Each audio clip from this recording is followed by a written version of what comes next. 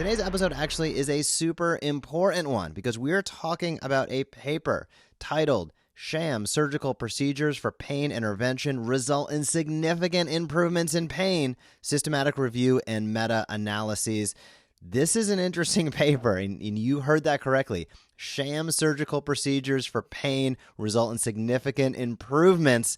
And we're going to talk all about that and more on today's episode. They did a systematic review and meta-analyses. This is brand new. It was just accepted as a manuscript, and you can find a direct link also in the show notes. But the gist of it is this. These researchers found, we're going to break it down, but I'm going to give you the conclusion to start. They found, quote, sham surgery is associated with large improvement in pain and other subjective patient-reported outcomes, but with relatively small effect on objective outcomes. Sham surgeries are overwhelmingly safe. The magnitude of this effect should be used when planning future sham-controlled surgical trials. So that's a lot to take in right there, right? Now, we've discussed on this specific podcast earlier episodes, we've talked about the research showcasing manipulation versus microdiscectomy.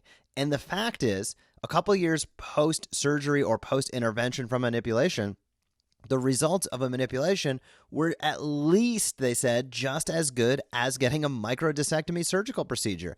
And furthermore, those individuals who did not, in those trials, who failed, quote-unquote, manipulation, then actually had a very high likelihood of then having a great surgical outcome.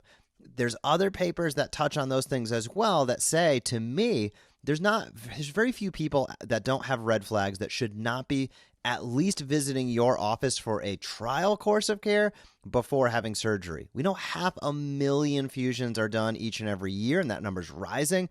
And I'm going to estimate that double that is done in microdiscectomies, foraminotomies, laminotomies, etc., laminectomies.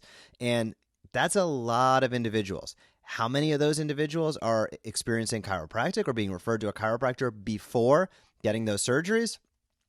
Probably not that high a percentage from what we see.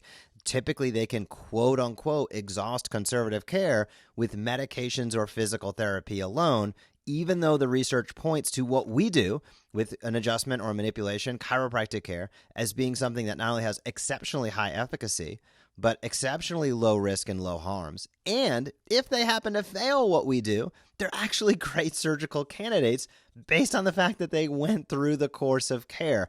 A lot to dive into right there, but the gist of it is the placebo effect and other nonspecific effects complicate the interpretation of a surgical's therapeutic effect. Now, a lot of times we get this as chiropractors, right? Hey, you're placebo. It's just because you're touching the patient, which, by the way, there's nothing wrong with that. But that does not only extend to chiropractic. Placebo is a part of every healing process, and arguably, it's a real big part of the surgical process. They say, in other words, the clinical effect of the surgery may not be better than the sham placebo effect. That is a quote from this paper. That's powerful stuff, right? When we start thinking about this now, I want to be clear. This paper is not spine surgery specific. Now, they did look at a majority of surgeries that were minimally invasive by nature. So those could be spine, those could be extremity and or other. But the gist of it is, gosh, is surgery a permanent fix? Probably not. Do many patients come into your practice and then go into a surgeon's office hoping for a quote-unquote permanent fix because chiropractic gave them some relief but not 100% relief? Yeah, quite frankly, that happens all day, every day, which is why I'd encourage you, and what we do at the Evidence-Based Chiropractor is to bridge the gap and build those relationships so you have fluid communication. Just in a group on Facebook earlier this week, there was a doc talking about, man, I have patients that come in and then they go to the orthopedist or the primary care, and I get railroaded out of taking care of my patient.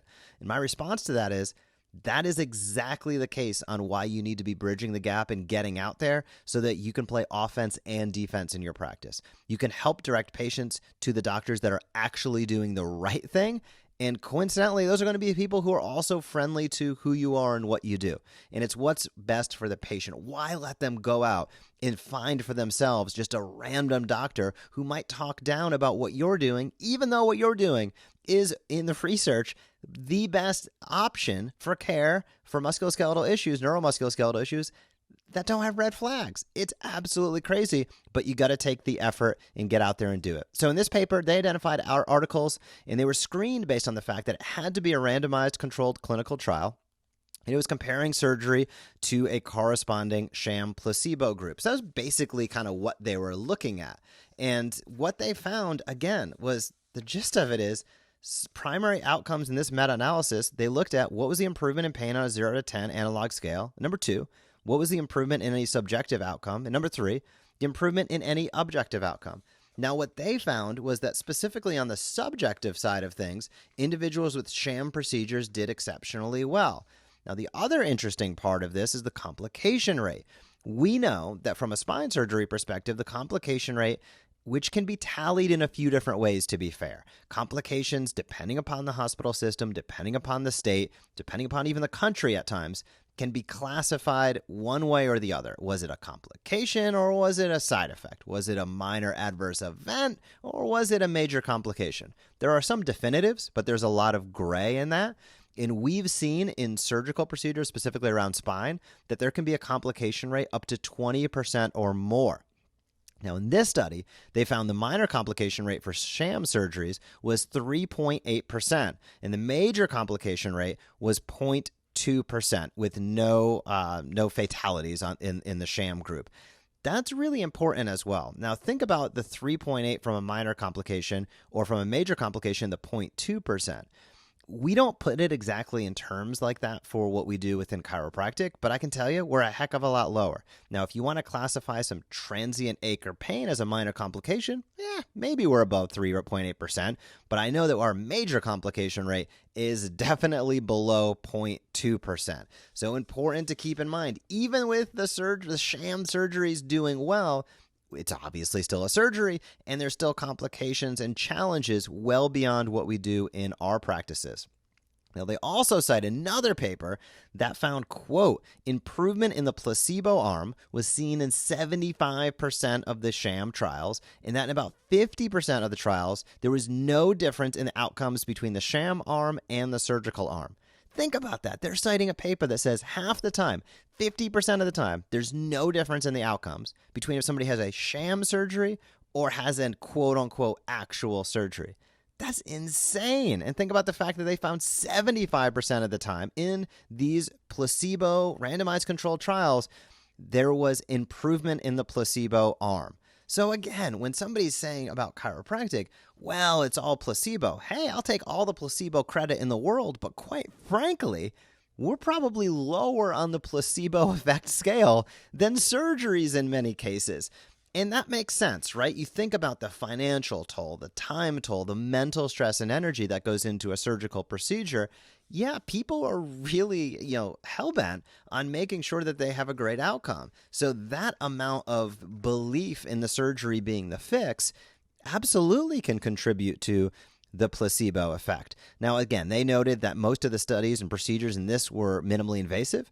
And the bottom line is they said, quote, in conclusion, sham surgery is associated with a large improvement in pain and other subjective patient-reported outcomes and a markedly lower effect on measurable objective outcomes. So objective outcomes, sham surgery doesn't do too much. That's to be expected. If there is specifically in the spine, if there's a structural issue, right? I'm going to give a way throwback here, a limitation of matter. There is a disc herniation that is far beyond what we can do. Naturally, the body's unable to heal itself. With conservative care, it's unable to get over the hump.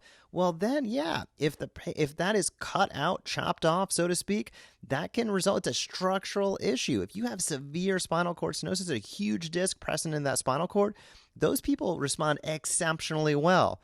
But that's rare. So many people have surgeries done, microdiscs, laminectomies, foraminotomies, etc., that are on minor disc bulges or minor herniations that might still heal. If somebody only has a course of NSAIDs and some physical therapy, that is enough to check the boxes that they've quote-unquote failed conservative care, even if they've never visited a chiropractic clinic.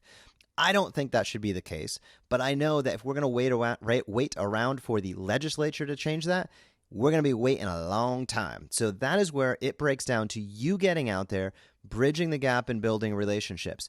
We know what we do has such high efficacy. It has such low risk.